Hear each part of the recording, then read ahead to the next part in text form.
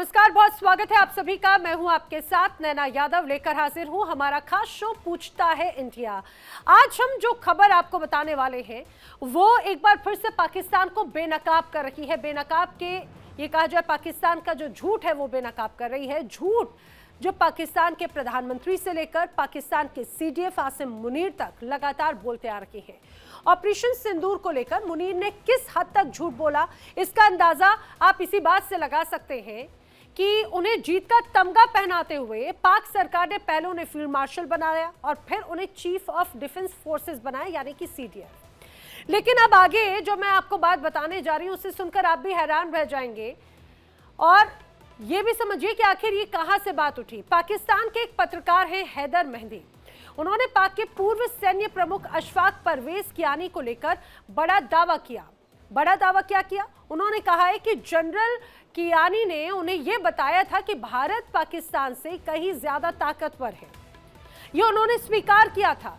मेहंदी ने कहा कि जनरल कियानी ने कहा था कि पाकिस्तान भारत से जंग में 15 दिन भी नहीं टिक सकता और वो भी जंग नहीं कर सकते।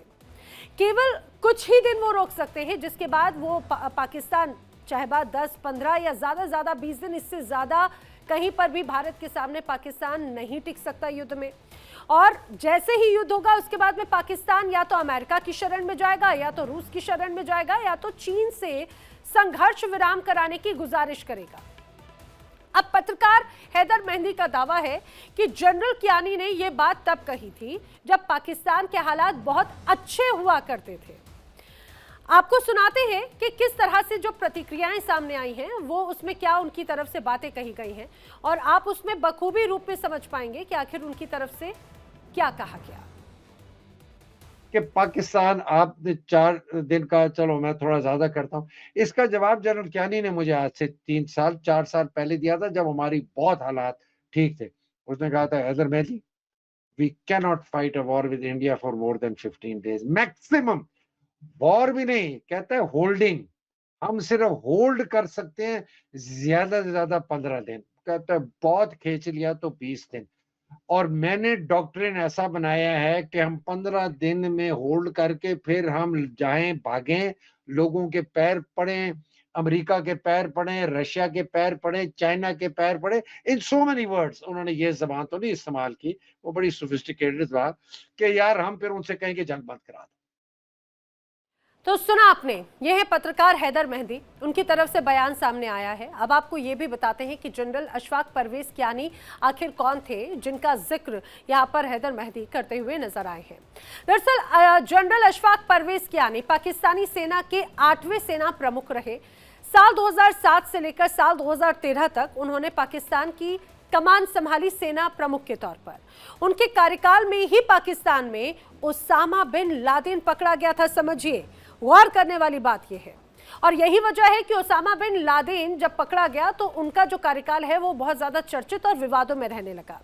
फिलहाल मौजूदा वक्त में कियानी ऑस्ट्रेलिया में हैं, ऑस्ट्रेलिया में रह रहे हैं। उन पर रियल एस्टेट कंपनी को फायदा पहुंचाने का आरोप लगा। इतना ही नहीं, बल्कि उनके ऊपर तो ये भी आरोप लगते रहे कि जिस तरह से ओसामा बिन लादेन की जो जानकारी है वो अमेरिका को उन्हीं के माध्यम से दी गई थी। ऐसी कई अलग अलग तरह की खबरें और अफवाहें यहाँ पर नजर आती हैं।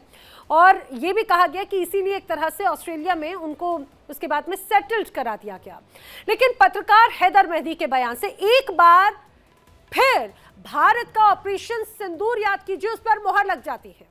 भले ही पाकिस्तान की तरफ से बड़ी बातें कही गई हों, भले ही पाकिस्तान की तरफ से झूठे नैरेटिव पेश किए गए हों, लेकिन जिस तरह से पत्रकार मेहंदी की तरफ से बात कही गई उससे ये तो स्पष्ट हो जाता है कि पहले से ही प्लानिंग है। जब भारत के सामने टिक नहीं पाओ तो सीधे पहुंच जाओ अमेरिका की शरण में, रूस की शरण में या फिर चीन की शरण में।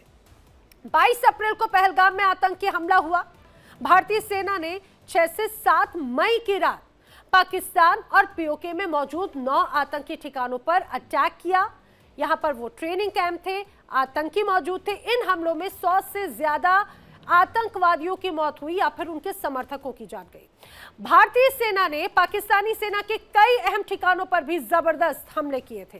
कहा जाता है कि भारत के हमलों में पाकिस्तान के 11 एयरबेस तबाह हुए और पाक एयरफोर्स को करीब 20% संपत्ति गंवानी पड़ गई। अब पत्रकार हैदर मेहंदी के बयान से एक बार फिर से इस बात की तस्दीक होती है कि पाकिस्तान जंग में भारत के आगे टिक ही नहीं सकता। अब ऐसे में ऑपरेशन सिंदूर में हुई तबाही का अंदाजा लगाया जा सकता है। हालांकि पाकिस्तान सेना और सरकार इसे कभी स्वीकार नहीं करती, इसमें कोई शक नहीं, लेकिन यह जरूर कहा जा सकता है कि अब खास तौर से ऑपरेशन सिंदूर को लेकर जो एक झूठा नैरेटिव और बड़ी तस्वीर पेश करते हुए ये कहा जाए फील्ड मार्शल आसिम मुनीर को एक बड़ा सक्सेसफुल बताने की कोशिश की गई। उन्हीं के ही पत्रकार, उन्हीं के ही आवाम उनकी धज्जियां उड़ा रहे हैं और असलियत सामने रख रहे हैं। अब ऐसे में बड़े सवाल है, क्या पाक सेना के मजबूत होने के सभी दावे खोखले हैं? सवाल ये, क्या ऑपरेशन सिंदूर को लेकर पाक सेना और सरकार ने झूठे दावे पेश किए? क्या शहबाज सरकार ने मुनीर के दबाव में आकर उन्हें प्रमोशन दे दिया? ये वो तमाम सवाल हैं जिनके जवाब जानने की हम कोशिश करेंगे और मेरे साथ में खास मेहमानों का पैनल कनेक्टेड है। ये जल्दी से आप सबको मैं उनसे मिलवा देती हूँ। भू राजनीतिक विश्लेषक और रक्षा विशेषज्ञ के तौर पर रिटायर्ड कर्नल संजीव मलिक मेरे साथ में कनेक्टेड हैं। रक्षा विशेषज्ञ रिटायर्ड कर्नल दिनेश नैन मेरे साथ में कनेक्टेड हैं। पाकिस्तान से दो पत्रकार मेरे साथ में कनेक्टेड हैं, डॉक्टर सज्जाद बुखारी और मोहसिन रजा खान। आप सभी का इस पूरी चर्चा में बहुत बहुत स्वागत है। लेकिन मैं इस पूरी चर्चा की शुरुआत संजीव मलिक जी आपसे करना चाह रही हूँ। जिस तरह से लगातार हम देखते रहे कि खासतौर से ऑपरेशन सिंदूर को लेकर या पहलगाम अटैक को लेकर कई अलग अलग तथ्य पेश करने की कोशिश की गई, दोनों ही देशों की तरफ से अपने अपने बड़े दावे पेश किए गए, हिंदुस्तान ने तमाम सबूत भी दिखाए और पाकिस्तान में किस तरह से डैमेज हुआ या जिन इलाकों पर टारगेट हुई उसकी सैटेलाइट इमेजेस भी हमारे सामने रही, लेकिन भले ही उसको पाकिस्तान कभी स्वीकार नहीं करता। लेकिन अब पाकिस्तान के पत्रकार और जिस तरह से उन्होंने पूर्व जनरल के हवाले से बयान दिया, अपने आप में कहा जा सकता है कि बहुत बड़े खुलासे हैं, अपने आप पे उस पर मुहर लग जाती है।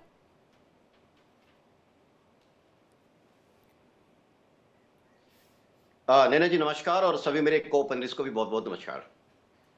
नैना जी देखिए, पाकिस्तान की जो स्टेट है जो आज है वो सब किसी से भी छुपी नहीं है। पाकिस्तान जी के जो पत्रकार है या वहाँ की जो आवाम है और कुछ ऐसे लोग हैं कि जो वहाँ के अपने स्टेट की तारीफ हमेशा करते रहेंगे। हमारे पास भी टीवी में आते हैं, वो कहते हैं हमने 2 घंटे में आपको सबक सिखाया। ठीक है, आप खुश रहिए क्योंकि आप ये आपका वर्ल्ड है, आपका देश है, आप जैसे चाहे गए। पाकिस्तान निश्चित रूप से हमसे कई मायनों में आ गए मैम।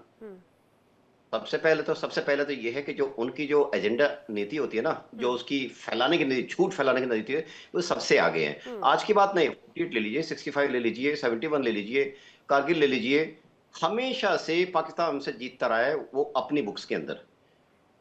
वहां के जो लोग हैं जो एक्चुअली न्यूट्रल व्यू रखते हैं मैम, या तो वो पाकिस्तान छोड़ देते हैं या वहां पर पाकिस्तान के अंदर वो एक टाइट लाइफ को जीते हैं। बड़ी दुधारी तलवार पे चलते हैं क्योंकि सच्चाई को बोलने का मतलब है कि आप एस्टेब्लिश से टक्कर लेने की कोशिश कर रहे हो और उनको बहुत जल्दी से उन पर एक तमगा दे जाता है कि ये तो देशद्रोही लोग हैं और देश के खिलाफ बोलते हैं। पर सही बात यह है कि आप न्यूट्रल होकर और असेसमेंट करेंगे। ये बात सही है कि आप कयानी साहब से पहले जाइए, कयानी साहब के बाद आइए, बाजवा साहब थे। बाजवा साहब क्या कहा करते थे, उन्होंने खुद कहा था और उनका ये बयान भी बड़ा चर्चित हुआ पूरा इंटरनेशनल सिनेरियो में। उन्होंने कहा था कि हमारे टैंकों के पास इतना सप्लाई चेन नहीं है, इतना रिपेयर सामान नहीं है कि हम उनको पर्याप्त एडिक्वेटली उनको डीजल भी दे सके। मतलब ये बात कहने की थी, ऐसा नहीं था डीजल नहीं था, कहने का मतलब है कि उनके पास इतना बैकअप नहीं था कि किसी भी ऑपरेशन को जो बैकअप करने के लिए जो रिसोर्सेज चाहिए थे वो सफिशिएंट हो। अब पाकिस्तान का आता हूं कि यह हालत क्यों होती है मैम, ये बात हम महीनों से डिस्कस कर रहे हैं। ऑफ सिंदूर के बाद से तो ये चीज ज्यादा जोर पकड़ चुकी है। देखिए, ऑफ सिंदूर के दौरान जो 6-7 तारीख को जो ऑपरेशन हुआ था पूरी दुनिया ने देखा और उसके बाद लेके 9, 10, 11 को जो हुआ, ठीक है, वो भी एक ऑपरेशन के उससे देते हैं कि एक तरह से आप झूठ फैलाइए, भ्रम की स्थिति पैदा करिए। क्योंकि देखिए, अगर ये नैरेटिव्स नहीं चला जाएंगे तो आपके अंदर की जनता ही आपको बहुत ज्यादा क्वेश्चन करने लगेगी और वो जनता हो सकता है आपके खिलाफ भी बात करने लगे। इस चीज को दबाने के लिए देश में, पाकिस्तान में कोशिश की जाती है कि उनको ऐसी ऐसी पिक्चर्स दिखाई जाए जिससे कि वहां की आम जनता उनके साथ रहे, खुश रहे, वो अपने आप को सामाजिक। लेकिन सर इसके भी इतर एक और बड़ी तस्वीर जो है, क्योंकि आदिल रजा हो या फिर हैदर मेहंदी हो, उनकी तरफ से पहले भी कई बार ऐसी बड़ी बातें जरूर की जाती रही हैं। मैं एक बार अब पाकिस्तान पत्रकार का रिएक्शन लेना चाहती हूँ सज्जाद बुखारी आपसे, क्योंकि हमेशा लगातार सबकी तरफ से अपने अपने दावे किए जाते हैं। सबसे पहले तो इस खुलासे को लेकर क्या कहेंगे आप? ये स्पष्ट आपके पूर्व जो जनरल हैं उनका ये दावा है कि हिंदुस्तान के आगे 15 दिन या ज्यादा से ज्यादा 20 दिन, इससे आगे नहीं टिक सकते और अगर ऐसा कभी युद्ध वाले हालात भी बने तो सीधे पहुंचेंगे, कहा जाए कि अलग अलग, चाहे बात अमेरिका हो या रशिया या चाइना की शरण में। और शायद हुआ भी ऑपरेशन सिंदूर के साथ में ऐसा ही। बहुत शुक्रिया नैना जी, आदाब अर्ज़ है, अस्सलाम वालेकुम। पाकिस्तान जिंदाबाद, पाकिस्तान पाइंदाबाद। आपने संजीव मलिक साहब को जो है सबसे पहले एक तो वो जो आपने हैदर मेहदी के हवाले से बात की है, तो मोहसिन रजा साहब भी आपको सारी तफसीलात बताएंगे। पाकिस्तान की चोटी के जर्नलिस्ट हैं, सहाफ़ी हैं, कलमकार हैं।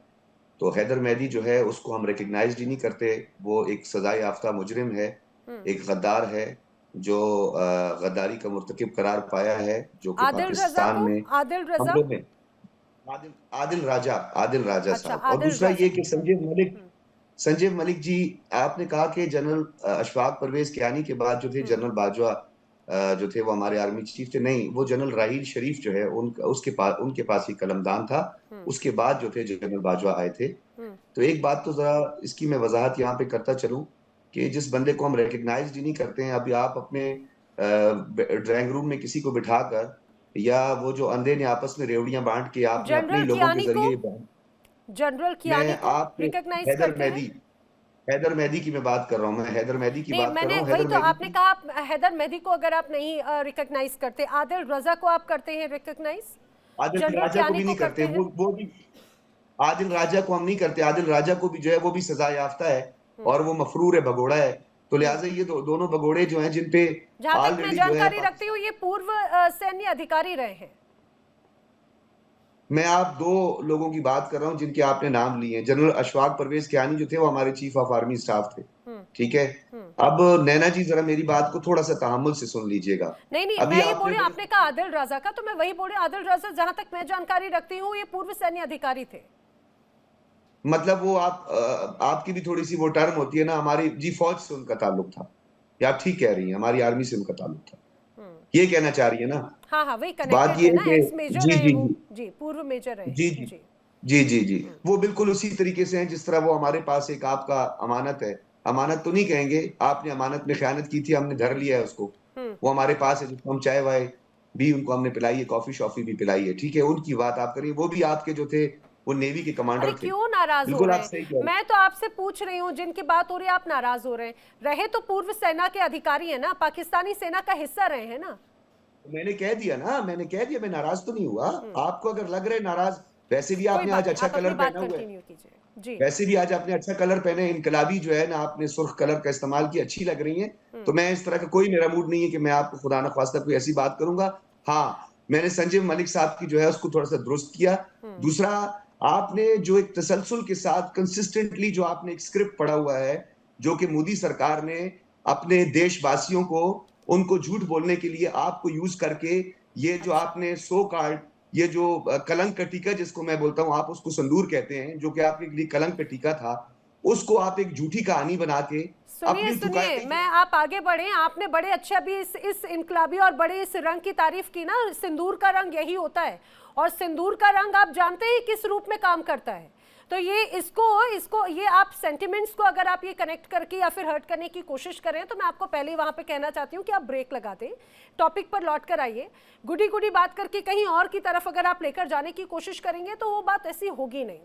मैं आपसे पूछना चाह रही थी, आपके जो पत्रकार हैं, आपके जो पूर्व सेना के जनरल हैं, उनकी तरफ से अगर ये बयान, ये पूरी बातें सामने आती हैं, और जिस ऑपरेशन सिंदूर का बड़ा दिखावा करके आपने आपके सीडीएफ का पद दिया या फिर सबसे बड़ा पद दिया, तो ये कहा जाए कि जो पाक सेना के तमाम मजबूत होने के दावे थे वो सारे खोखले थे क्या?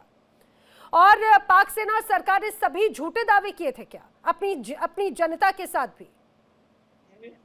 नैना, मसला ये है कि मेरी एक आदत है कि मैं कभी भी कोई गैर मुहज़्ज़ब, गैर इखलाकी, इलॉजिकल, गैर पार्लिमानी बात नहीं करता, और उसको आप प्रूव भी नहीं कर सकती है। मैंने सिर्फ आपको एक बात बोली थी, डेफिनेटली कलर्स के हवाले से कलर थेरापी भी है। आपको पता है कलर थेरापी बहुत अच्छी है, क्योंकि कलर थेरापी से जो है वो ओवरऑल एनवायरनमेंट जो है वो भी काफी बेहतर होता है। तो मैं आपको सिर्फ ये कहना चाह रहा था कि इस वक्त जो आपने जो बयानिया दागा है, या जो आपका इस वक्त बयानिया सामने आया है, वो बयानिया सिर्फ और सिर्फ महज जो आरएसएस है, या इस वक्त जो आपकी हुकूमत है, जो आप बराजमान है, आरएसएस फोबिया, कभी कोई फोबिया, मेरे सवाल का जवाब दे दीजिए। आपको कभी रंग, कभी आपको सिंदूर की याद आ जाती है? बड़ा खूबसूरत होता है लाल रंग, लेकिन वो तब तक जब तक मांग में सिंदूर के तौर पर रहे, लेकिन जब अगर आप उसे खून के तौर पर बहाने की कोशिश करेंगे ना, तो यही ऑपरेशन सिंदूर के तौर पर उसका जवाब भी बन जाता है। तो प्लीज उसको एक अलग दिशा देने की कोशिश ना करें। मुझे ये बताइए कि आप ही के पूर्व जनरल की तरफ से ये बड़ा बयान क्या स्थिति को नहीं दर्शाता? हमारे जनरल ने ये बयान दिया ही नहीं है। मैं आपको कह रहा हूं कि उनको हम रिकॉग्नाइज ही नहीं करते। वो आपके लोग हैं जो आपके पेरोल पे काम कर रहे हैं, उनका कोई वुकत नहीं है, उनकी कोई वर्थ नहीं है, उनकी कोई औकात नहीं है।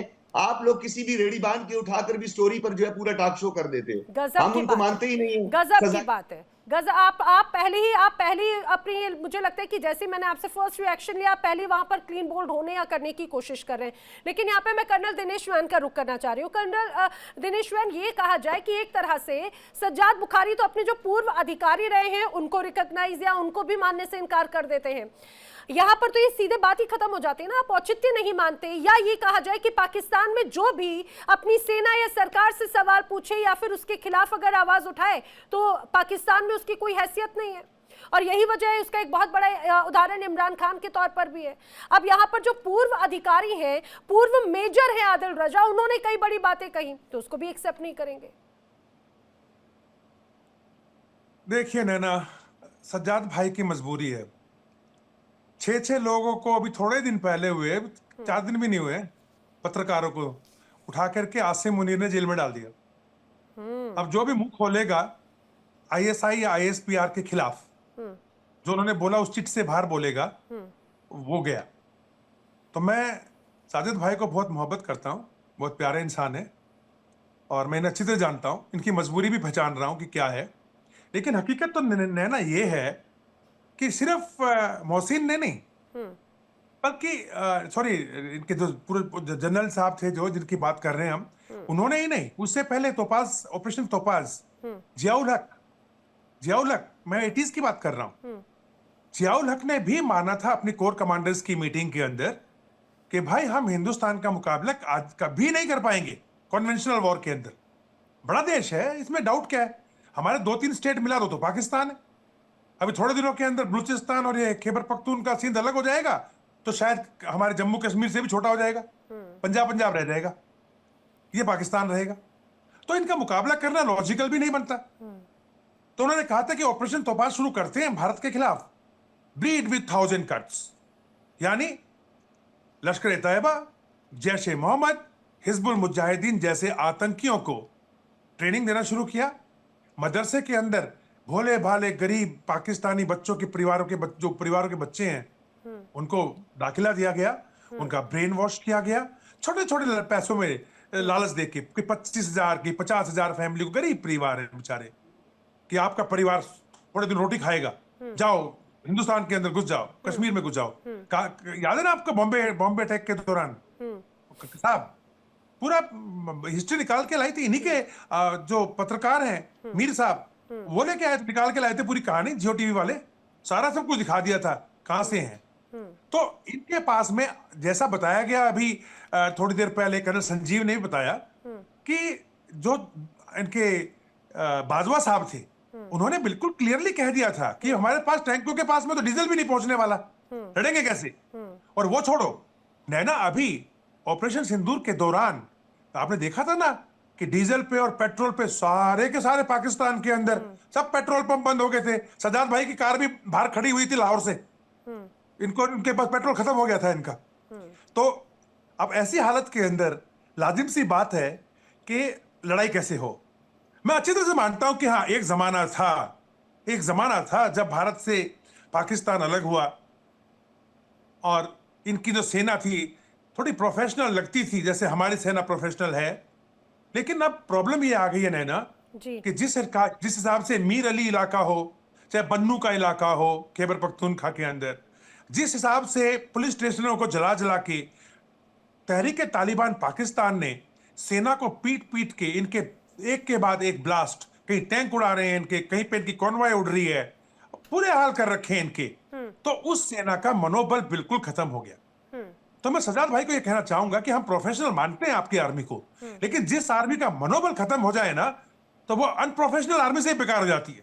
और ये वो बड़ी बेकार है। बात है, ये बड़ी बात हो जाती है। लेकिन मैं इसी एंगल के साथ में मोहसिन रजा जी का रुख करना चाह रही हूँ, आप इसका रिएक्शन ले सज्जाद से पहले। लेकिन मोहसिन रजा जी, क्योंकि हम देखते हैं, देखिए किसी भी देश की ताकत होती है वहाँ की सेना, वहाँ की आर्मी, और वही जब मनोबल बढ़ने या टूटने की बात होती है तो अपने आप पे कहा जा सकता है कि उसकी स्थिति दर्शाती है। आदिल रजा, जिसे अब एक तरह से भले यहाँ पर सज्जाद कहते हो कि वो रिकॉग्नाइज नहीं करते, लेकिन रहे हैं पूर्व सेना के अधिकारी, एक्स मेजर रहे, उन्होंने तो यहाँ तक कहा था पहलगाम हमले को लेकर कि अपनी कुर्सी बचाने के लिए एक तरह से इस हमले को अंजाम दिया गया। पहलगाम हमले के पीछे आसिम मुनीर का हाथ है। और इतना ही नहीं, ये तक कहा था कि 3 सालों के अंदर 3000 से ज्यादा पाकिस्तानी सैनिकों की जानें गई हैं, पाकिस्तान के अंदर ही अलग अलग सिचुएशंस का सामना करते हुए। तो अपने आप में ये बड़ी तस्वीर हो जाती है। और अब एक और बड़ा खुलासा ऑपरेशन सिंदूर को लेकर भी। देखें,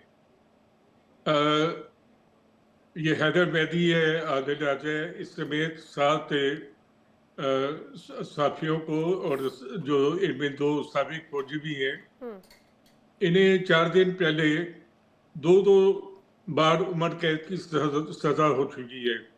ये डिजिटल दहशत गर्दी में मुलव्वस है। और ये ऐसी बातें जैसे खुश हो के आप बयान करनी है कि सही हैदर मेहदी ने ये क्या दिया, ये आपको खुश करने के लिए ये अब राह के असासा बन चुके हैं। और इनको बाकायदा पाकिस्तान की अदालत ने सजा दे दी है। दूसरी बात है कि ये हैदर मेहदी ने तो 15 दिन की बात बड़ी अजीब की है। उन्हें तो कहना चाहिए था कि जंग शुरू होने से 15 दिन पहले ही पाकिस्तान जो था वो अपनी हार मान लेता। आप एबिको की जगह पे रहते हैं, आपने मई में पाकिस्तान से मार खाई है, आपके त्यारे गिरे हैं। और ट्रंप ने 2 दर्जन से ज्यादा दफा ये साबित किया है कि आप जंग हार चुके हैं, लेकिन आपको वो जानते हैं आप, अमेरिका के ही थिंक टैंक है, अमेरिका के ही सीनेट्स के माध्यम से एक रिपोर्ट पेश की गई थी अब से कुछ समय पहले। अमेरिका में ही दरअसल एक रिपोर्ट आई थी, उसमें खुद डोनाल्ड ट्रंप के झूठ के पुलिंदे का जिक्र किया गया था। हालांकि मैं उधर की तरफ नहीं जाऊंगी, आपको वो उनके बयान खुश कर सकते हैं, लेकिन एक ऐसे देश के राष्ट्रपति को लेकर आप बार बार अपनी खुशियां मनाने का दावा करते हैं, जिनको खुद उनके देश की जो आवाम है बार बार कई अलग अलग मौकों पर झूठा करार देते थे, वो कभी कुछ कहते हैं कभी कुछ कह देते हैं, और ये हम भी बखूबी बहुत अच्छे रूप में जानते हैं। लेकिन दूसरी महत्वपूर्ण बात ये, आपने जिस रूप में कहा, मैं तो ये जानना चाह रही हूँ कि जिस तरह से आपके पूर्व जनरल रहे हैं, उनकी तरफ से कई बड़े खुलासे किए गए, आप उनके एग्जिस्टेंस को मानते हैं? उन्होंने भी कई बड़ी बातें कही थी, पूर्व मेजर रहे, उनकी तरफ से बात कही गई। क्या आपके यहाँ अगर कोई सरकार से सवाल पूछता है तो उसका कोई औचित्य नहीं माना जाता? नहीं है, आपको हैदर मेहदी की बात पे ज्यादा यकीन है, ट्रंप की बात पे यकीन नहीं है। ट्रंप भी तो आपके दादाजी है ना, आपके देखिए ना, सुनिए, अरे लेकिन हैदर मेहदी तो पाकिस्तानी है ना, वो तो अमेरिकी नहीं है। हैदर मेहदी तो पाकिस्तानी है। दिनेश नैन का भी ऑडियो अप करना, वो कुछ कह रहे हैं। नैना, मैं जरा जवाब देना चाहूंगा। जी जी। मोहसिन रजा जी, अभी थोड़े दिनों पहले ही चीन ने बोला, आपका चीन तो आयरन ब्रदर है ना आपका, उसने कहा कि ये लड़ाई तो मैंने रुकवाई है, ये तो हमने सीज फायर कराया था। चीन बोल रहा है, चीन का ऑफिशियल स्टेटमेंट है उनका, जो वो भोपू है उनका ऑफिशियल अखबार, उसके अंदर न्यूज आई, पढ़ो। आपका आयरन ब्रदर। तो जरा ये बताइए, हमें क्लियर कर दो जरा, थोड़े हम कंफ्यूज हैं कि ये पाकिस्तान की लड़ाई, पाकिस्तान को पिटने से अमेरिका ने बचाया या चीन ने बचाया? इन दोनों में से किसने बचाया? समाज क्लियर करो मोहसिन रजा साहब, आज हो ही जाए, क्लियर कर दो, आज हमें बता दीजिए, आपकी नॉलेज में क्या है? चले, आप जो भी आप की मर्जी है, आप वो मुझसे रख लें, ट्रंप को रख लें, चीन को रख लें, किसी को भी रख लें। अगर आप कहें तो राहुल गांधी को रख लेते हैं, राहुल गांधी को ले आते हैं। नहीं, मैं बोला, कौन झूठ बोल रहा है? कौन झूठ बोल रहा है? चाइना झूठ बोल रहा है या अमेरिका झूठ बोल रहा है? आप ये बताएं। आपकी दिवालियापन जो है, मोहसिन रजा साहब, मोहसिन रजा खान साहब, ये बताइए कि कौन झूठ बोल रहा है? चीन झूठ बोल रहा है या अमेरिका झूठ बोल रहा है? सारे सही कह रहे हैं, अमेरिका भी ठीक कह रहे हैं। अभी की ट्रंप के बयान आपको नहीं पता? अरे मोहसिन रजा जी, मोहसिन रजा जी, दिनेश नैन सवाल पूछ रहे, बता दीजिए ना। अभी कुछ समय पहले तो आपका प्रतिनिधिमंडल भी पहुंचा था चाइना, और उसी बीच भी अगर ये बात आ जाती है तो जरा ये, अच्छा मुझे लग रहा है शायद मोहसिन जी नहीं, लेकिन यहाँ पर सज्जाद बुखारी को पता है कि कौन झूठ और कौन सच बोल रहा है। जी सज्जाद, अमेरिका सच बोल रहा है या चाइना सच बोल रहा है? किसने हस्तक्षेप किया? दिनेश भाई मैं आपको बताता हूँ, मोहसिन रजा साहब आपको समझाने की कोशिश कर रहे हैं। वो ऑफिशियल स्टेटमेंट जो थी वो मैंने भी सुनी है। आपका चाइना मोहसिन है, चाइना ने हमें रिक्वेस्ट की कि यार ये भी हमारा पड़ोसी है, बस कर दो, इनकी और ठुकाई ना करो, अब सीज फायर करो। ये चाइना ने कहा है। अच्छा, चाइना का अच्छा। सीज फायर में इतना इंपॉर्टेंट रोल है, उन्होंने तो आपकी ठुकाई से बोला है बस करो और ना ठोको इन लोगों को। वो तो हमारी रिक्वेस्ट की है पाकिस्तान को कि यार बस कर जाओ यार। चाइना, हिंदुस्तान जो है, चाइना ने कहा वो हमारा भी पड़ोसी है। अरबी आपने में इतनी बोला ज्यादा था, ठुकाई कर चाइनीज दी, में अभी बोला बस था, कर अंग्रेजी जाओ में यार। बोला था। सज्जाद, मैं दो चीज बताना चाहूंगा आपको। एक तो ये कि हमारी जो ख्वातीन है ना, माशाअल्लाह बहुत सुंदर होती हैं, बहुत ही प्यारी होती हैं, पर आपके लिए प्रॉब्लम ये है कि वो इंटेलिजेंट बहुत है, तो आप पकड़े जाओगे, तो आपको पकड़ के मरोड़ देंगे वो, कि आप टेढ़े मेढ़े जाओगे तो, ठीक है। और दूसरी बात देखिए देखिए, जहां तक सवाल है चाइना का, चीन आपका तो आयरन ब्रदर है, और अमेरिका जो है उसकी गोद में आपने अभी आसिम मुनीर को बिठा रखा है, बिरयानी भी खा रहे हैं और सूटकेस भी दिखा रहे हैं। तो अभी ये क्लियर करो सज्जाद भाई कि चीन झूठा है नहीं, या आप अमेरिका नोबेल झूठा पीस है। प्राइज का सपना भी दिखा रहे हैं दिनेश जी। इनको सबको नोबेल पीस प्राइज ये दिलवा के छोड़ेगा, पाकिस्तान जो दिलवाएगा। हाँ। झूठ में माहिर पाकिस्तान दिलवाएगा, क्या कहते हैं, नोबेल पीस प्राइज। अबे अब तो मेरे को ये समझ में नहीं आ रहा कि आसिम मुनीर को, सज्जाद एक बात और बताओ मुझे, ये आसिम मुनीर क्या सेना भेज रहा है वहां पे अपना पहले उसमें गजा में सेना जा रही है आपकी? अरे गजा में सेना जा रही है कि नहीं, बताओ मेरे को यार। आप लोग जाकर के वहां पे गजा के अंदर आप लोग जाकर के कुछ करने जा रहे हो कि नहीं? अरे बताओ ना भाई, गजा के अंदर आसिम मुनीर सेना भेज रहा है क्या हमास के खिलाफ?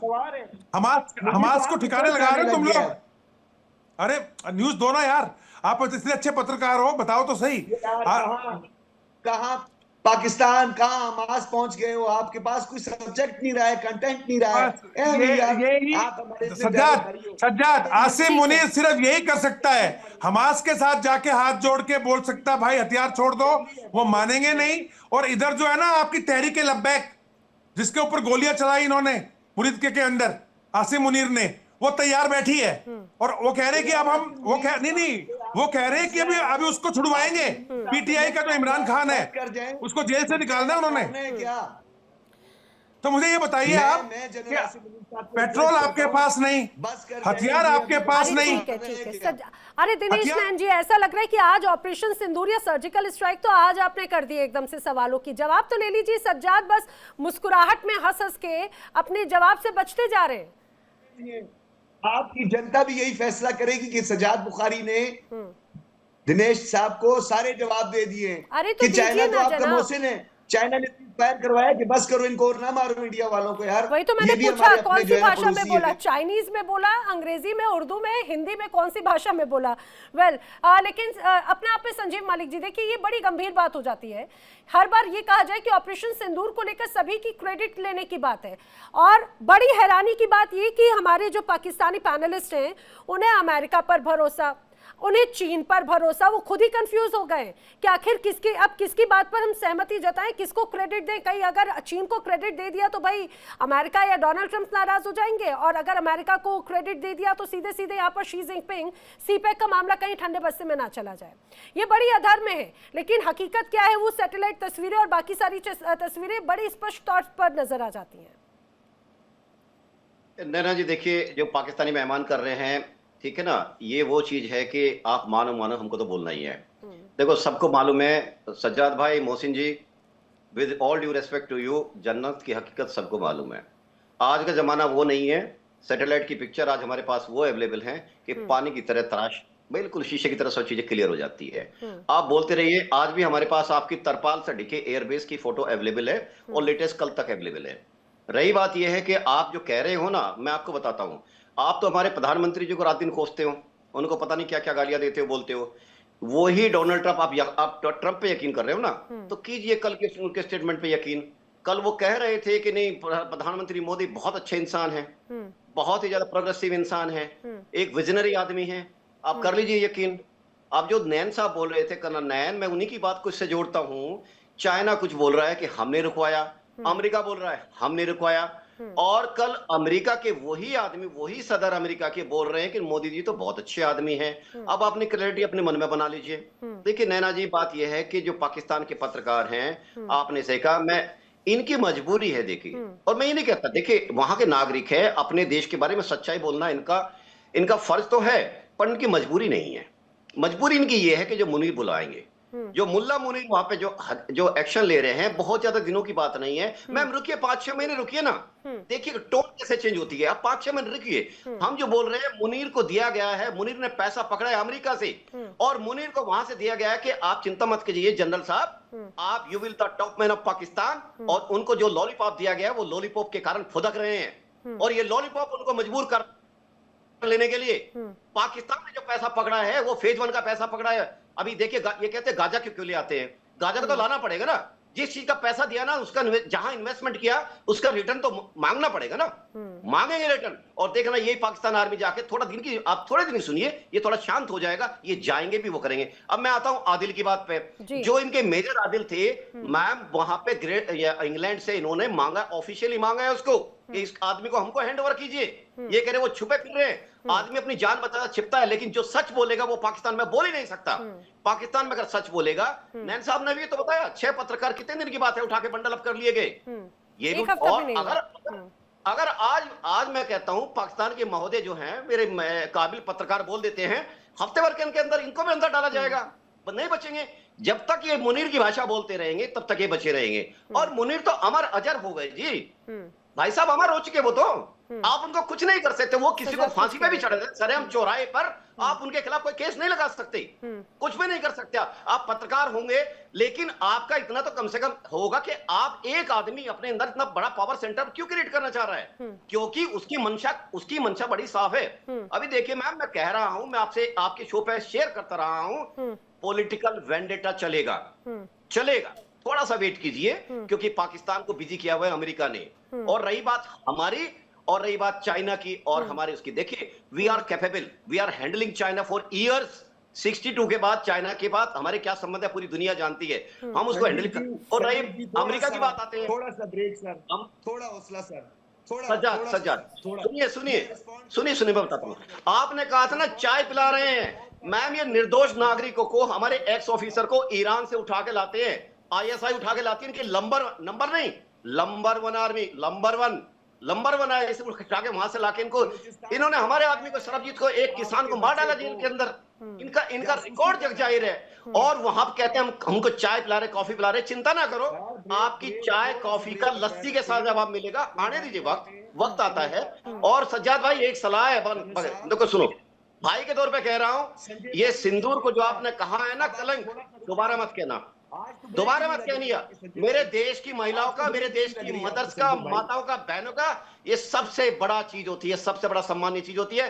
प्लीज सिंदूर पे ये बात मत करना। ऑपरेशन की बात अलग है, उसको ऑपरेशन के टर्म्स में लेके जाइए, लेकिन सिंदूर को कलंक है ना, ये एक बहुत सेंटिमेंटल माना। सज्जाद नहीं संजीव जी, दरअसल ये पीड़ा रही है ना ऑपरेशन सिंदूर के नाम पर, लेकिन ये मैं पहले बता चुकी हूँ, सिंदूर तो मोहब्बत भी है और सिंदूर मर्यादा भी है, लेकिन जरूरत पड़े तो युद्ध और प्रहार भी है। और वो प्रहार कैसा होता है, वो मई में देख चुके हैं, 6 से 7 मई के दरमियान में। जहां पर औरतों की इज्जत ना होती है, वो क्या जाने सिंदूर का कीमत क्या होती है, सिंदूर की इज्जत क्या होती है। जो लोग कहते हैं कि औरत को हाफ राइट देने का अधिकार है, वो हमारी इज्जत पहचान नहीं, हमारी महिलाओं की। ये लोग तो हमारी एयरफोर्स की पायलट को जेल में लेके बैठे थे। इनका झूठ का प्रपंच देखिए, इनका झूठ का प्रोपेगेंडा देखिए। हमारे कहते थे हमने इनकी एयरफोर्स की पायलट को अपनी जेल में रखा हुआ है, इनको चाय पिला रहे हैं। चिंता मत करो, आपकी चाय कॉफी सबका सूद समेत पिलाएंगे आपको, आने दीजिए वक्त को, चिंता मत करें। और जरूरी नहीं होता जब हमारा जवाब होता है कि हम मिलिट्री की टर्म्स में ही जवाब दें। हमारा जो जवाब होता है ना, इकोनॉमिक टर्म्स। सज्जाद कुछ कह रहे हैं। संजीव जी, अब मैंने आपको सुना है, अब थोड़ा सा आपने भी दिल जिगरा बड़ा करके मुझे पहले सुन लें। पहले आखिरी बात का मैं आपको रिस्पॉन्ड करता हूं। मैं आपको यहां पे ओथ लेकर बोलता हूं कि तमाम मजाहिब का एहतराम करता हूं, तमाम मजाहिब का चाहने वालों का एहतराम करता हूं, चाहे वो बुद्धा के मानने वाले हैं, चाहे वो गीता के मानने वाले हैं, चाहे वो ईसा यसु मसीह के मानने वाले हैं, जिन जिन हैं उनका हम एहतराम करते हैं। ये हमारे नबी करीम सल्लल्लाहु अलैहि वसल्लम की तालीमात का हिस्सा है। तो मैं बहुत कदर करता हूं आपके सिंदूर की, मैं बिल्कुल करता हूं। मैंने सिर्फ आपको ये कहा था सिंदूर एक सेंटीमेंट के तौर पर आपकी सरकार इस्तेमाल कर रही है लोगों के सेंटीमेंट को, जज्बात को उभारने के लिए, वरना आपका ये सिंदूर नहीं था, ये कलंक का टीका था आपके लिए।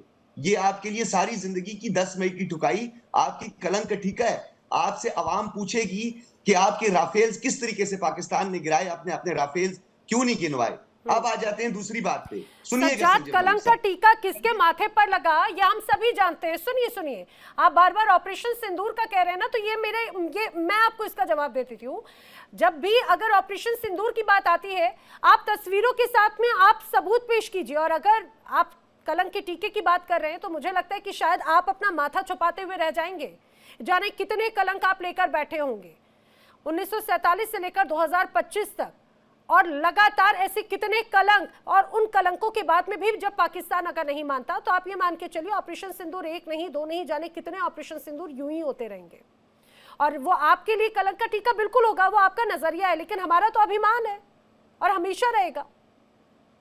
भी यही कंप्लेन की थी कि आप मुझे रिस्पॉन्ड नहीं करने देती हैं, आप यकतरफा जो है वो खेल खेलते हो, आप लोग वन साइडेड जो है वो क्या बात है सज्जाद, जब जवाब नहीं हो तो ये विक्टिम कार्ड खेल दो, जब आप फंसने लगो तो आप विक्टिम कार्ड खेल दो। एक लाइन में मैं आपको बताता हूं, आपके आज के पूरे कंटेंट को खुद ही आपके आज इस वक्त संजीव मलिक ने काउंटर कर दिया कि ये हैदर मेहदी जैसे लोग, राजा आदिल जैसे लोग हमें मतलूब हैं, उनको हमने ताहयात कैद की सजा सुनाई है, तो उनकी क्या वक़्त होगी कि वो पाकिस्तान के खिलाफ स्टेटमेंट दें। ये तो नेचुरल फिनोमिना है, किसी को आप पनिश करें तो वो आपके खिलाफ हो जाता है, किसी को आप सजा क्या दें तो वो उनके खिलाफ में जवाब दिया इसीलिए वो आरोपी हो गया, इसीलिए आरोपी हो गया खिलाफत में अगर बयान देते रहे तो, क्योंकि इसके पहले भी वो बड़े आरोप लगाते रहे उनकी तरफ। उन्होंने ना सिर्फ सेना बल्कि सैन्य ढांचे पर, उसकी पूरी प्रक्रिया पर सवाल खड़े किए हमेशा से। वो पाकिस्तान से दूर बैठ के हमारे यहाँ कहते हैं उस झूठे का क्या किया जा सकता है जो समंदर की या दरिया के दूसरे पार से बैठ के झूठ बोल रहा हो, उसका बंदा क्या करे। और जो पाकिस्तान में रहकर अगर कुछ कहते हैं तो आप उन्हें सलाखों के पीछे भेज देते हैं। कोई सलाखों के पीछे नहीं है, कोई सलाखों के पीछे नहीं है। ये 6 बंदे सलाखों के पीछे, आदिल राजा भी भगोड़ा है, उसके बाकी जो साफी है वो भी भगोड़े हैं। उन्होंने 9 मई करवाया है, यहाँ पर पाकिस्तान की तंसीबात पे हमला किया है। तबीयत साफ कर देंगे जो पाकिस्तान की सलामती पर जरा बराबर भी कोई बात करेगा। दूसरी बात संजय मलिक जी, आपने खुद ये साबित कर दिया कि आज का आपका कंटेंट जो है इररेलेवेंट आपने कर दिया। और दिनेश भाई, अभी आपने कहा कि पाकिस्तान में पेट्रोल खत्म हो गया था और सज्जाद बुखारी की गाड़ी भी खड़ी थी। सर आप यकीन जाने हमने काफी अर्से तक गाँव मूत डालकर जो है वो अपनी गाड़ियां चलाई हैं। कैसे गाड़ियां चलती रही? बहुत अच्छी बात है, बहुत अच्छी बात है। आपने कम से कम उसकी अहमियत समझी, और मैं तो बोलती हूँ उसको आत्मसात भी कीजिए। हो सकता है कि जितने आतंकवादी हैं आपके यहाँ, जिनको आप पाल कर बैठते हैं ना, हो सकता है कि उनका भी जीवन तर जाए। दिनेश नैन कुछ कह रहे हैं, फिर मैं सज्जाद जी, मोहसिन रजा जी का रुख करती हूँ। दिनेश, देखिए नैना, इनके 6 वो पत्रकार जिनके खिलाफ ये लोग वारंट निकाल के बैठे हैं, अभी ये इतने मजबूत हो गए वो कि पूरे पाकिस्तान को हिला दिया, पाकिस्तान की सेना बुखला गई। इतने मजबूत हैं क्या? और छोड़िए उसको, चलो फजलुर रहमान पे आ जाते हैं। उसने तो पार्लियामेंट में खड़े होकर बोला भाई कि आपके जिस इलाके से मैं आता हूं वहां पे ना पुलिस है ना सेना है, सब भाग गए छोड़ के, और जब वहां पे कोई नहीं होता तो कौन होता है? उसने खुद बोला है आपकी पार्लियामेंट में। मैं समझता हूं पार्लियामेंट तो इंपॉर्टेंट होगी पाकिस्तान की, मैं तो मानता हूं। अगर सज्जाद भाई नहीं मानते उसको तो अलग बात है, तो मेरे को बता दें, मेरी भी नॉलेज बढ़ जाएगी। नहीं मानते हैं, पाकिस्तान की पार्लियामेंट को मानते होंगे। वाह जी वाह। आपके अरे हम तो एहतराम करते हैं ना आपकी पार्लियामेंट का, बिल्कुल करते हैं, एहतराम करते हैं। लेकिन उसी पार्लियामेंट के अंदर अगर कोई बोलता है कि बलूचिस्तान के अंदर लगभग 7 से 8 ऐसे डिस्ट्रिक्ट हैं जिसके अंदर जो है बलूचिस्तान लिबरेशन आर्मी का कंट्रोल है, और खैबर पख्तूनख्वा से लेके नॉर्थ वजीरिस्तान से लेके तो आपकी बनाई हुई झंडू कहानी है, ड्राइंग रूम में कहानी बनाई है। नहीं, आपको थोड़ा सा ना, थोड़ा सज्जाद फजलुर रहमान, आप अपने अपने मोबाइल पे देखिएगा, मोबाइल पे 1 मिनट ले लीजिएगा, आप ले लीजिए, मैं आज के बाद बात करूंगा आपसे। फजलुर रहमान ने बोला है पूरी पार्लियामेंट में खड़े होके। और रही बात चाय की, चाय पे आ जाते हैं, चाय पे आ जाते हैं। आपके तो फॉरेन मिनिस्टर थे ना उस टाइम पे, वो पौना आधा किलो के बॉटम बम वाले, वो बताया ना पार्लियामेंट में खड़े होके आपके, उनकी टांगे कांप रही थी जब अभिमन्यु को छोड़ने की बात आई थी कि छोड़ दो नहीं तो अमेरिकन इंडिया मिसाइल मार रहा है, अमेरिका ने बोला है। तो आपको चाय जो है ना खिसियानी हंसी है, आपको अच्छी तरह से पता है कि कीर्तन कर रही थी टांगे कीर्तन, हमारे यहाँ पे कीर्तन बोलते हैं उसको, समझते हो ना जी। हालांकि आपकी वो पेट्रोल खत्म होने वाली बात को एक्सेप्ट कर लिया सज्जाद ने। सज्जाद कह रहे हैं कि हाँ पेट्रोल नहीं था उस समय, उन्होंने गौमूत्र से गाड़ी जो है वो चलाई, उन्होंने माना है इस दौरान जिस तरह से तमाम पाबंदियां थी और ऑपरेशन सिंदूर के टाइम पे पेट्रोल खत्म हो गया था, गाड़ी लगी हुई थी बड़ी दूर। मोहसिन रजा से गाँवमूत्र भी हमने इम्पोर्ट किया था, बहुत अच्छी बात है। चलिए कुछ अच्छा सीख रहे हैं आप सज्जाद, ये मुझे जानकर बड़ा अच्छा हुआ और मुझे लगता है अगर आप उसको वाकई में मानते हैं तो ये बहुत अच्छी बात है। जी दिनेश जी, आप कुछ सवाल कर रहे थे। तो मैं मोहसिन रजा साहब से मैं ये सवाल करना चाहता हूं कि जिस देश की पार्लियामेंट के अंदर ही आपके पार्लियामेंटेरियन जो हैं वो सरेआम आपको बता रहे हो कि आपकी सेना का क्या हाल है, आपको क्या लगता है कि उस सेना के बारे में ये सोच लेना आप अपने आप को सेफ समझते हो क्या? जो सेना एक बलूच जैसे छोटे से एक ऑर्गेनाइजेशन से, तहरीक तालिबान पाकिस्तान जैसे छोटे मिलिटेंट से डर के जो है वो घरों में आके बैठ जाए, लोग छुट्टियों से वापस जाना मना कर दें, आपकी जाफर एक्सप्रेस को बंद कर दिया, अभी पाकिस्तान में चलना ही बंद कर दिया डर के मारे। ऐसी सेना पर अगर आप सोचते हो आप भारत से तो क्या लड़ेगी वो छोड़ो, पर मोहसिन रजा साहब क्या आप सिक्योर फील कर रहे हो अपने आप को? मोहसिन जी। रेड साहब, मैं आपका शुक्रिया अदा करता हूं कि आपको पाकिस्तान के बारे में कितनी फिक्र है। इतनी फिक्र हमें नहीं है, हमें इतनी फिक्र नहीं है जितनी आप परेशान हो रहे हैं। और आप बेफिक्र रहे कि पाकिस्तान के लोग जिए या मरे वो पाकिस्तानी रहेंगे और कभी वो पाकिस्तान के खिलाफ नहीं जाएंगे। चंद गद्दार होते हैं, चंद बेगैरत किस्म के ये आदिल राजा और हैदर मेहदी जैसे लोग होते हैं, लेकिन इसकी कोई परवाह नहीं। ऐसे इंडिया में भी होंगे लोग, आपके पास भी ऐसे गद्दार होंगे और ऐसे लोग होते हैं, लेकिन आप पाकिस्तानी सेना से सेफ फील करते हैं कि नहीं?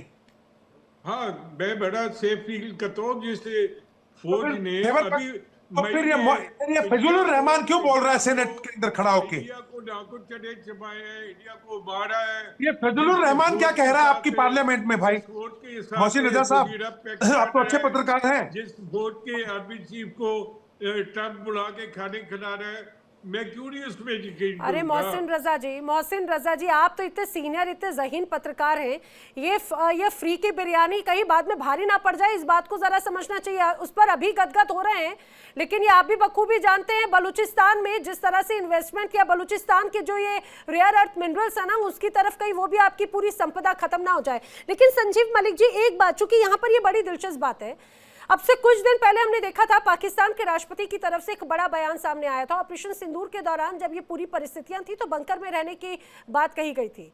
तो अपने आप में ये स्थिति दर्शा जाती है कि वहां के राष्ट्रपति, वहां के प्रधानमंत्री किस स्थिति या फिर क्या उस समय फेस कर रहे होंगे, भले ही कभी दूसरी पिक्चर पेश करने की यहाँ पर कोशिश की जा रही हो। वो शायद इसी बात का एक तरह से हवाला था और यही था कि शायद भरोसा नहीं है। नैना जी, मैं आपको थोड़ा सा, आपको तो याद होगा, लेकिन अपने पाकिस्तानी मेहमानों को एक चीज याद दिलाना चाहता हूं जी। कुछ साल पहले हमारा और पाकिस्तान के बीच में एक संवाद हुआ था और संवाद इस बात को लेकर था कि एक ब्रह्मोस गलती से फायर हो गई थी विदाउट वॉरहेड और वो किसी के ननिहाल में गिरी थी, एग्जैक्ट उसी घर के अंदर जिसके अंदर किसी का ननिहाल में बचपन बीता था। चलो ये क्वेश्चन उन पर छोड़ देता हूं, लेट देम सर्च इट। और ये आदमी उन्हीं का जिंदा है, उन्हीं के बीच में रह के उन्हीं की जड़ें काट रहा है, भारत के खिलाफ जिहाद करने की धमकी आए दिन देता है। तो ये आदमी वो था, उसी के ननिहाल के घर के अंदर वो मिसाइल गई थी। अब आप ये समझिए कि मुनीर हो, पाकिस्तान के प्रेसिडेंट हो, प्राइम मिनिस्टर हो, मैम बंकर में जाना की मजबूरी होगी। 1 by 1 फीट की एक्यूरेसी, आप ये समझ लीजिए एसी वेंट की एक्यूरेसी अब किसको नहीं डराएगी। इनको जो ब्रह्मोस का जो एक तो बताया हमारे पास मिसाइलों का जखीरा है। ब्रह्मोस तो एक मुझे ऐसी लगता चीज है है सर जो उसके वो भी बहुत पीछे हो जाएगा जाना। कुछ समय पहले हमने देखा था जब सीमा पर बाकायदा जब युद्धाभ्यास हो रहा था तो किस तरह से नोटैम जारी कर दिया गया था। 1 महीने तक बाकायदा या बहुत लंबे वक्त तक वहां पर कोई फ्लाइट्स या फिर कोई ऑपरेशन ही नहीं था कि कहीं हिंदुस्तान ऐसी युद्ध प्रैक्टिस के तौर पर ऑपरेशन सिंदूर को अंजाम ना दे दे और एक और सबक ना सिखा दे पाकिस्तान को। नैना जी अच्छा है, हम पाकिस्तान को डर के साए में अब जिंदा रखेंगे। हम डर के साए में रखेंगे, चाहे वो इकोनॉमिक का डर हो या मिलिट्री का डर हो या जियो पॉलिटिक्स का डर हो। हम इनको घेरेंगे चारों तरफ से उसी भाषा में जिसको इस समझते हैं। हमने इनके साथ 40-50 साल बात करने की कोशिश करी, इन्होंने हमेशा हमारे देश के पीठ पे छुरा भोंका है, धोखा दिया। हमको कहीं ऐसा नहीं छोड़ा है कि जहां हमको पेन ना हुआ हो। और जो लोग जो पाकिस्तानी टूरिस्ट वीजा पे भारत में आ जाते हैं ना नैना जी, मैं नाम गिना सकता हूँ, असंख्य नाम है, वो भारत से जाना नहीं चाहते। बेशक, इसमें कोई शक नहीं। अनेकों पाकिस्तानी जी, मैं तो कह रही हूँ सर सज्जाद बुखारी को भी एक बार बुला लीजिए टूरिस्ट वीजा पर। वो यहाँ की जब स्थिति को देखेंगे और जब परिस्थितियों को देखेंगे तो शायद वो भी ना जाएं। लेकिन यही बात मैं सज्जाद आपसे बात कहना चाह रही हूँ कि आपके राष्ट्रपति तो डर रहे थे, उनकी तरफ से खुद बयान आया है, उनको तो आप वैलिड मानते हैं या फिर आपने उनको भी ये कहा जाए कि स्वीकार्यता ही नहीं? उन्होंने कहा भाई बंकर में छुपने की कंडीशन थी। सज्जाद नैना जी, संजीव मलिक जी जो है वो संजीव मलिक जी के पास पता नहीं स्टोरीज तो होती हैं, लेकिन उस स्टोरीज का बैकग्राउंड भी नहीं होता उनके पास। इन्होंने कहा बंकर में छुपने की बात करें, मैं बताता हूं आपको। बंकर में आपके प्रधानमंत्री छुपे हुए थे, फिर आपके आर्मी चीफ छुपे हुए थे, 6 महीने के बाद आके ब्रीफिंग दे रहे थे। अच्छा। और आपके जो प्रधानमंत्री वो ऐसे बंकर में छुपे कि रोज आना आकर डोनाल्ड ट्रंप बोलता था 8 तैयारे, 7 तैयारे, 6 तैयारे, लेकिन वो टस से मस नहीं हुए और बंकर से निकले ही नहीं। तो अब आप मुझे बताएं बंकर में कौन छुपा हुआ? अच्छा, पीएम मोदी ने आपके कान में आके बात बोली क्या? मैं आपको बताऊं, ऑपरेशन सिंदूर की पूरी एक ABCD सर्जिकल स्ट्राइक पूरी अपनी आंखों के सामने, और उनके क्लियर आदेश थे कि जिसने ये सिंदूर का रंग, जिसने सिंदूर को उजाड़ा है ना, उन तमाम आतंकियों को चिन चिन के पूरी तरह से मारा जाएगा। और ये बात आप ये मान के चलिए कि अगर दोबारा कभी कोई गुस्ताखी हुई तो आप चाहे हाफिज सईद को पनाह देते रहे सेफ हाउस में, आप चाहे मौलाना मसूद अजहर को आप पनाह देते रहे, या ऐसे तमाम आतंकियों को पनाह देते रहे, यही लाल रंग आपको खौफजदा कर देगा कुछ समय के बाद। संजीव जी कुछ कह रहे थे, मैं लास्ट रिएक्शन ले रही हूँ जी। मैं ये कहना चाहता हूँ, देखिए मैं पर्सनली बात पर नहीं आना चाहता हूं। सज्जाद भाई क्या करते हैं, ये बात को ना ये व्यक्तिगत करके मोड़ देते हैं। एक अच्छे खासे बड़े टॉपिक को जिस पर हम बहुत सारा एजुकेशन ले सकते हैं एक दूसरे से, ये उसको ले आते हैं कि ये बात ट्रिवलाइज हो जाती है और बहुत ज्यादा फोकस होती है, बहुत ज्यादा फोकस हो जाती है। मैं आपको बताता हूँ, देखिए सुनिए, हंसने की बात नहीं है, आप हंसते रहिए, ठीक है। आपने एक दिन मुझे बोला भी था कि भाई मैं इसलिए करता हूँ आप गुस्से में आ जाए और ये मेरा काम है। आप मुनीर की सेना के लोग हैं, मुनीर की मेंटेलिटी के लोग हैं, और जब तक इनकी मेंटेलिटी वहां से खत्म नहीं होगी पाकिस्तान नहीं सुधर सकता। मैम एक जहनियत है, ये एक जहनियत है जिससे लड़ाई करता है, और हिंदुस्तान हथियारों के माध्यम से वो जहनियत के खिलाफ ही लड़ता है। अब वहां 10, 20, 50 आदमी को मार के नहीं मरने वाला है, ये जहनियत को मारना पड़ेगा। और ये लोग उस कैटेगरी लोग हैं जिन्हें पूरी पौध को बर्बाद किया, पूरी जनरेशन को खराब किया। संजीव मलिक जी बात यह है कि जब आदिल रजा या फिर इनके जो पूर्व मेजर रखे हैं या पूर्व जनरल रखे हैं, जब वो अगर हकीकत दर्शाते हैं तो उस हकीकत को कोई सुनना नहीं चाहता। लेकिन मुझे लगता है सज्जाद थोड़ा सा दिल बड़ा रखकर उसके पीछे की उस परिस्थिति को समझने की कोशिश की, जो हो सकता है कि कमियों को दूर करेंगे तो आने वाले वक्त में ना आपको ठुकाई का सामना करना पड़ेगा, ना पिटाई का सामना करना पड़ेगा, और ना ही लाल रंग का सामना करना पड़ेगा। इस बात को अगर समझेंगे तो शायद परिस्थिति थोड़ी कुछ अलग हो जाएगी। वेल, वक्त इतना ही था। आप सभी मेरे साथ इस चर्चा में शामिल हुए, आप सभी का बहुत बहुत धन्यवाद। लेकिन एक बार नहीं, बार बार कई बार खुद पाकिस्तान के बाशिंदे, वहां के पूर्व अधिकारी, उनके नेताओं की तरफ से ऐसी तमाम बड़ी बातें सामने आती रही हैं, और ये कहा जाए मुहर लगती रही है कि पाकिस्तान की सेना किस तरह से खोखले दावे वादे करती है और किस तरह से वहां की जनता का शोषण करती है, और ऑपरेशन सिंदूर में पाकिस्तान को किस तरह से सबक सिखाया हिंदुस्तान ने, एक बार फिर से उस पर मुहर जरूर लग जाती है। यहाँ पर वक्त एक छोटे से ब्रेक का। इंडिया डेली अब आपके स्मार्ट टीवी पर भी मौजूद है। इंडिया डेली 24/7 अब आप लाइव देख सकते हैं इन सभी प्लेटफॉर्म्स पर।